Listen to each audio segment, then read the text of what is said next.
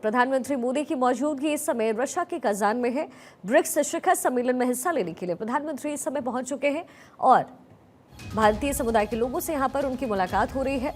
16वें BRICS शिखर सम्मेलन में प्रधानमंत्री मोदी शामिल होने वाले हैं। अब से कुछ ही देर पहले वो कजान पहुंचे हैं, उनका भव्य स्वागत हुआ और यहाँ पर भारतीय समुदाय के लोगों से मिलते हुए प्रधानमंत्री मोदी की तस्वीर।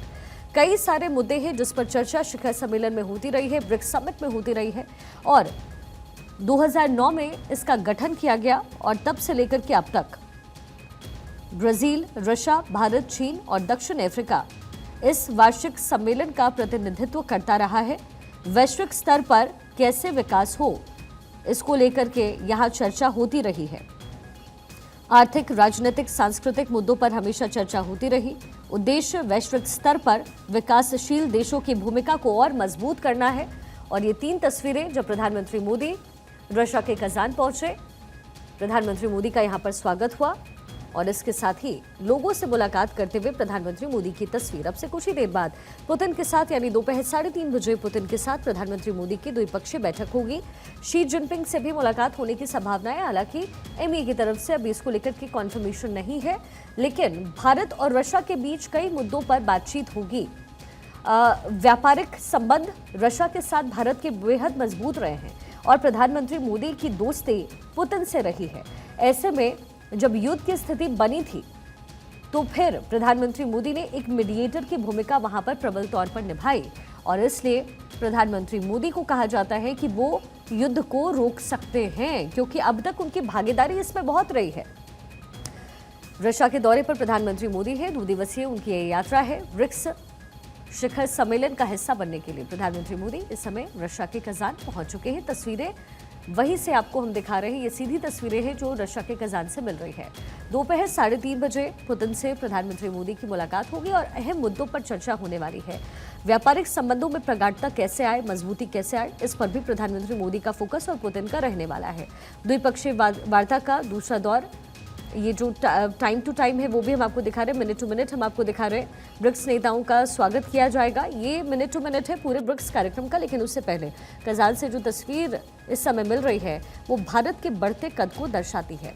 आज प्रधानमंत्री मोदी जब पहुंचे तो पहले उनका वहां स्वागत हुआ और अब से कुछ ही देर बाद प्रधानमंत्री मोदी और पुतिन की मुलाकात होने वाली है। और ब्रिक्स का ये जो शिखर सम्मेलन है, ये जो वार्षिक सम्मेलन है, इस बार बेहद इंपॉर्टेंट है क्योंकि इस समय पूरे दुनिया में युद्ध की स्थिति बन रही है और युद्ध की स्थिति को कंट्रोल कैसे किया जाए, कजान में आज इसी पर चर्चा होनी है। क्योंकि एक तरीके से कह सकते हैं कि रशिया के लिहाज से और युद्ध की परिस्थितियों के लिहाज से शांति दूत बनकर के प्रधानमंत्री वहां पर पहुंचे हुए हैं। अब जब पुतिन से उनकी बात होगी तो भारत के साथ व्यापारिक रिश्ते कैसे प्रगाढ़ हो, वैश्विक स्तर पर क्या बदलाव आए, इस पर तो चर्चा होगी ही, लेकिन युद्ध की जो स्थिति बनी हुई है उसको लेकर के भी चर्चा होगी, लाजमी है और ये होना ही है। क्योंकि इससे पहले भी हमने देखा कि युद्ध में मीडिएटर की भूमिका प्रधानमंत्री मोदी ने निभाई। हालांकि अमेरिका की तरफ से कहा गया कि रशिया के साथ व्यापारिक संबंधों को बंद करना पड़ेगा या फिर उसमें रोक लगानी पड़ेगी, जिसका बहिष्कार भारत की तरफ से किया गया। उन्होंने कहा कि वैश्विक स्तर पर हम जिस तरीके के रिश्ते के साथ आगे बढ़ रहे हैं उसमें इसे रोकना मुमकिन नहीं है, लेकिन हाँ, युद्ध नहीं होना चाहिए और इसलिए शांति दूत बनकर के प्रधानमंत्री मोदी इस समय रशिया के कजान पहुंचे हुए हैं। ये मिनट टू मिनट भी साथ साथ आपको दिखा रहे हैं। ब्रिक्स शिखर सम्मेलन का आयोजन हो रहा है। 2 दिवसीय दौरे पर प्रधानमंत्री मोदी रशिया के कजान इस समय पहुंचे हैं और इंडियन डायस्पोरा में इस समय मौजूद है, उनकी मौजूदगी है। इंडियन लोगों से यानी भारतीय समुदाय के जो लोग हैं उनसे मुलाकात करें और स्वागत भी बिल्कुल भारतीय अंदाज में प्रधानमंत्री मोदी का किया गया है। हमारे तिरंगा को लहराते हुए आप इस पूरे हॉल में इस समय देख रहे हैं। न्यूज रूम से मेरे सहयोगी प्रिया इस समय कनेक्टेड है। इसके साथ ही गेस्ट का एक बड़ा पैनल हमारे साथ है।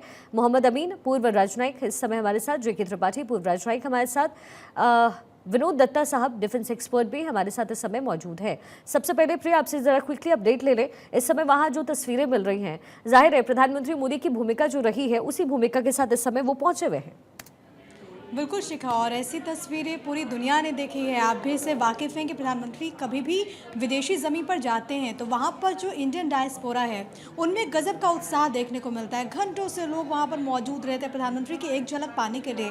उनमें भी एक गर्व की अनुभूति है। इससे पहले भी आपने चाहे वो यूएस हो, इसके अलावा अलग अलग जगहों पर ऑस्ट्रेलिया में जब भी प्रधानमंत्री पहुँचे तो वहाँ पर जो भारतीय मूल के लोग हैं जो कि सालों से वहाँ पर रह रहे हैं, उनमें एक गजब का एक्साइटमेंट होता है, क्योंकि उनको मालूम है कि उनके देश का प्रधान उनके बीच में मौजूद है। उनको ये भी मालूम है कि भारत का जो कद है वो किस तरीके से इन वर्षों में बढ़ा है और इसका कहीं ना कहीं फ़ायदा उन लोगों को पहुंचता है। सबसे बड़ी बात है शिखा, क्योंकि आप तस्वीरें भी लगातार दर्शकों तक पहुंचा रही हैं कि वहाँ पर कजान में जब प्रधानमंत्री नरेंद्र मोदी मौजूद हैं तो अब से थोड़ी देर के बाद रशिया के साथ एक बड़ी बैठक होने वाली है, बायलैटरल टॉक्स पुतिन के साथ, क्योंकि रिश्ते बहुत अच्छे हैं। अब उम्मीद इस बात को लेकर के है कि वहाँ पर जो भारतवंशी हैं उनको इस बायलैटरल टॉक से क्या मिलता है, क्योंकि रशिया की इकोनॉमी में भी उनकी बड़ी भूमिका हो जाएगी। तो ये देखना बहुत ज़्यादा महत्वपूर्ण है। आपसे थोड़ी देर के बाद, क्योंकि लगभग 3-3:30 बजे का वक्त बताया जा रहा है, जब व्लादिमीर पुतिन से मुलाकात होगी और ब्रिक्स समिट का आयोजन हो रहा है, ऐसे सिचुएशन में जब इस वक्त जो न्यू वर्ल्ड ऑर्डर है वो देखने को मिल रहा है। परिस्थितियाँ अलग है, क्योंकि संगठन भले ही आर्थिक सहयोग के लिए बना हो, लेकिन इस वक्त जो भू राजनीतिक परिस्थितियाँ हैं वो अलग है। अगर रूस यूक्रेन की बात करते हैं, 2.5 साल के वक्त बीत चुका है, यूक्रेन के वहाँ पर जो हालात बने हुए वो सब जानते हैं। इसके अलावा चाइना है जो कि इस वक्त ट्रेड वॉर के सिचुएशन में, यूरोप हो या फिर अमेरिका से। हाल में जो ईरान इसमें शामिल हुआ है वो भी युद्ध के हालातों का सामना करना पड़ रहा है। मिडिल ईस्ट में किस तरीके से तनाव है, ऐसे में देखना बहुत ज़्यादा दिलचस्प होगा कि ब्रिक्स शिखर सम्मेलन से क्या निकलता है। वैश्विक स्तर पर जो है युद्ध की स्थिति बनी हुई है और ये हर किसी के लिए घातक है, इससे कोई भी अछूता नहीं है। मोहम्मद अमीन हमारे साथ इस समय मौजूद हैं। सर, ये जो समिट हो रहा है, आप इसे आगे बढ़ते हुए कैसे देख रहे हैं? क्योंकि जैसे अभी प्रिया ने भी कहा, और अगर जब भी विदेशों की बात होती है, जब भी रिलेशंस की बात होती है, तो सबसे बड़ी प्रॉब्लम और जो टेंशन की वजह है किसी भी देश के लिए वो यही है कि युद्ध की परिस्थिति बनी हुई है। क्या लगता है कि ब्रिक्स शिखर सम्मेलन के साथ इस स्थिति को कंट्रोल करने की कोशिश की जाएगी? पहले तो ये कहा जाता रहा कि ये जो ये ब्रिक्स सम्मेलन है और या ब्रिक्स समिट बनी है कमेटी, ये जो है वेस्टर्न कंट्रीज के अगेंस्ट है। सबसे पहले मैं कहना चाहूंगा कि वेस्टर्न कंट्रीज के अगेंस्ट नहीं है, बल्कि जो ब्रिक्स है, ब्रिक्स जो इसकी स्थापना हुई उसके साथ में जो सदस्य देश थे, स्थापित देश थे, उसमें तो आपने देखा है कि रशिया है, इंडिया है, चाइना है और ब्राजील है। तो इस तरह की जो बातें की जाती है उससे कुछ नहीं है, बल्कि आप देखिए कि अब इसमें कितना इंटरेस्ट लोगों का पैदा हो रहा है कि जब 21 में हमारे यहाँ हुआ था नई दिल्ली में सम्मेलन, ब्रिक्स सम्मेलन, उसके बाद अब ये 24 में यहाँ पर हो रहा है और 25 में ही ब्राजील में होगा। और आप देखिए कि इसके अंदर देशों की सदस्यता बढ़ी है। इसमें आप देखेंगे इजिप्ट है, इथियोपिया है, ईरान है और यही इन देशों का। और मैं एक बात और कहूंगा, इसमें आने के लिए पाकिस्तान भी बड़ा इंटरेस्टेड है और पाकिस्तान और कई और देश इंटरेस्टेड है। तो मैं समझता हूं कि रशिया शायद सपोर्ट करेगा, लेकिन अब इसमें देखना होगा कि हमारे भारत का क्या रुख है। वो स्थायी देश है, सदस्य है और उसकी काफी बात ऊपर रखी जाती है। और ये इसका जो थीम है इसमें ग्लोबल डेवलपमेंट और सिक्योरिटी की बात की जा रही है। इसमें आप ये देखेंगे सबसे पहली बात कि जी इसमें जो मीटिंग्स होंगी, अभी आपने बताया अपनी रिपोर्ट में कि जो मीटिंग हो रही है वो मीटिंग हो रही है रशिया के प्रेसिडेंट पुतिन के साथ में। पुतिन साहब ने कितना भव्य स्वागत किया उनका कजाक उसमें, और अपने मन से स्वागत किया है, अपने पूरी जोश खरोश से उनसे मिलने की कोशिश की है। और ये पहली मीटिंग जो हो रही है बायलैटरल, वो इनके साथ होगी, जिसमें व्यापारिक समझौते होंगे। आपको याद होगा कि ईरान और रूस के ऊपर यूएस ने अपने प्रतिबंध लगा दिए थे, लेकिन हमारा भारत एक देश है, उसकी आज अपनी स्वतंत्र विदेश नीति है और वो किसी से दबने वाला नहीं है। ये 65 और 62 का देश नहीं है, ये मोदी का 24 का इंडिया है। इसमें आप देख रहे हैं जब से 14 से मोदी जी आए हैं, कुछ ना कुछ परिवर्तन मिलते रहे हैं। हमेशा हर देश में अपने इंडिया की साख बढ़ी है। जहां भी हमारे देश के प्रधानमंत्री जाते हैं वहां अपने अपने झंडा गाड़ के आते हैं। बिल्कुल, और ये सिर्फ कहने सुनने वाली बातें नहीं है, तस्वीरें भी बयां करती है। विनोद दत्ता साहब, हमने देखा है कि एलएसी पर कुछ हलचल हुई है, दोनों ही तरफ से सेनाएं हटाने की बात कही गई है। ब्रिक्स शिखर सम्मेलन से पहले ऐसा होना आप कैसे देख रहे हैं? आगे फ्यूचर क्या दिख रहा है आपको?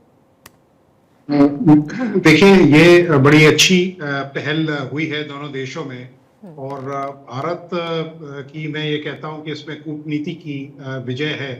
और खासकर ब्रिक्स सम्मेलन से पहले, क्योंकि ये जो वार्ताएं थी वो काफी दिनों से चल रही थी और ये जो देप्सांग बल्ज है या देमचौक फनल है, ये काफी स्ट्रेटेजिकली और हाई वैल्यू टारगेट्स हैं। और मुझे जाती तौर पे ये तवक्को नहीं थी कि चीन इतनी जल्दी इस पे रजामंद हो जाएगा, लेकिन देखिए आगे कैसे ये वार्ताएं शेप लेती हैं, क्योंकि चीन का एक जो चरित्र है वो ये भी है कि वो पहले तो हर चीज में हाँ कर देता है, उसके बाद यू टर्न ले लेता है या गोलपोस्ट बदली कर देता है। तो लेकिन बहरहाल ये एक अच्छी शुरुआत है और दोनों देशों के लिए एक मतलब अच्छी पहल है, क्योंकि अगर वहाँ शांति रहेगी या पेट्रोलिंग राइट्स मिल जाते हैं, क्योंकि करीब 18 या 19 किलोमीटर चीन भारत में देप्सांग जो प्लेन्स है वहाँ आ गया था। और जो देमचौक फनल है उसकी इम्पोर्टेंस ये होती है कि इंडस रिवर वहाँ इंडिया से में एंटर करती है, एंट्री लेती है। तो ये सब जो चीज़ें हैं ये काफ़ी इम्पोर्टेंट हैं और मुझे पूरा यकीन है कि जब वो शी जिनपिंग से मिलेंगे तो यकीनन ये एक पॉजिटिव नोट पे बात शुरू होगी जो दोनों देश के हित में है। होपफुली सिचुएशन यही होनी चाहिए विनोद सर। लेकिन दत्ता साहब ज़रा ये भी बताइए कि पुतिन से भी प्रधानमंत्री मोदी की मुलाकात होने वाली है। रशिया और यूक्रेन के बीच युद्ध जो है वो कब से सुन रहे हैं हम, और कब से देखा जा रहा है कि यूक्रेन शायद घुटने टेक देगा, लेकिन ऐसा हुआ नहीं। युद्ध की परिस्थिति बनी हुई है। इसके साथ ही अलग अलग देशों की भी परिस्थिति लमसम ऐसी बनती हुई दिख रही है। अब ऐसे में जब पुतिन से मुलाकात होने वाली है तो क्या दिख रहा है आपको? क्या आपको लगता है कि आने वाले दिनों में यूक्रेन और पुतिन के बीच, रशिया के बीच नरमी के क्या कुछ संकेत मिलते हैं इस सम्मेलन के बाद?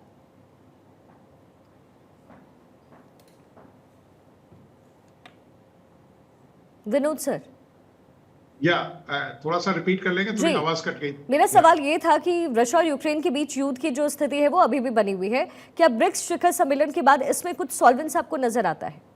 हाँ बिल्कुल, यकीनन, क्योंकि देखिए भारत ने जब प्रधानमंत्री जी गए थे, रशिया भी गए थे और यूक्रेन, दोनों का विजिट हुआ था, तो बड़े पॉजिटिव साइंस दिए गए थे। और भारत ही एक ऐसा देश है जो इनकी मध्यस्थता कर सकता है और उसकी खिलाफत केवल चीन ही करेगा, क्योंकि अमेरिका इसका खैर मकदम करता है, रशिया ने इसको वेलकम किया है।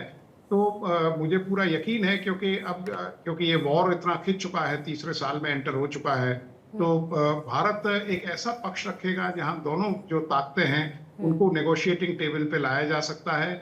और क्योंकि देखिए चीन तो यकीनन नहीं चाहेगा क्योंकि चीन चाहता है कि अमेरिका वहां इन्वॉल्व रहे, क्योंकि जिस तरह से वो यूक्रेन को सपोर्ट कर रहा है और जिस तरह से इजराइल को वो सपोर्ट कर रहा है, तो ये चीन के हित में है कि अमेरिका इन दोनों जगह पे एंगेज रहे और उसका जो कॉम्बैट पोटेंशियल है वो डिल्यूट हो, या उसकी इकोनॉमी पे जो ड्रेन आउट हो रहा है वो बरकरार रहे।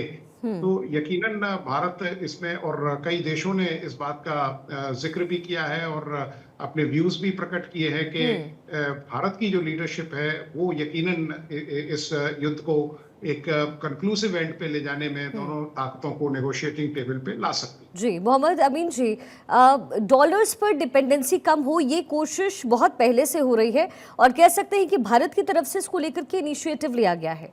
ब्रिक्स शिखर सम्मेलन में इस पर भी चर्चा होने वाली है, लेकिन क्या अमेरिका इसके लिए राजी होगा? देखिए, यहाँ पे अमेरिका का कोई रोल नहीं है। हमारे पहले ही कहा कि हमारे जो देश की पॉलिसी है अब स्वतंत्र विदेश पॉलिसी है, यानी हमारे जो प्राइम मिनिस्टर हैं वो और विदेश मंत्री, उनकी जो नीति है उसमें ये है कि हम खुद क्या करना चाहते हैं। पहले याद होगा कि हम बहुत पहले देखा करते थे वेस्ट की तरफ, यानी यूएस की तरफ देखते थे, ईस्ट की तरफ देखते थे, चाइना रशिया की तरफ देखते थे और हम कुछ नरमी से भी बात करते थे। लेकिन अब वो समय गुजर गया। अब हमारे देश की जो पॉलिसी, मैंने पहले ही बताया, ईरान और रशिया को जो बैन लगाया था अभी यूएस ने, उस बैन को हमारे कंट्री ने नहीं माना और साफ मना कर दिया कि हमारे जो रिश्ते हैं हम अपने रिश्ते अलग नहीं रखेंगे, हमारे रिश्ते हैं। और उसी का नतीजा है, आप देख लीजिए कि कितने जोरदार स्वागत किया गया यहाँ पर उनका। और दुनिया जानती है कि अमेरिका की पॉलिसी है, डुअल पॉलिसी है, हमेशा रहती है उसकी।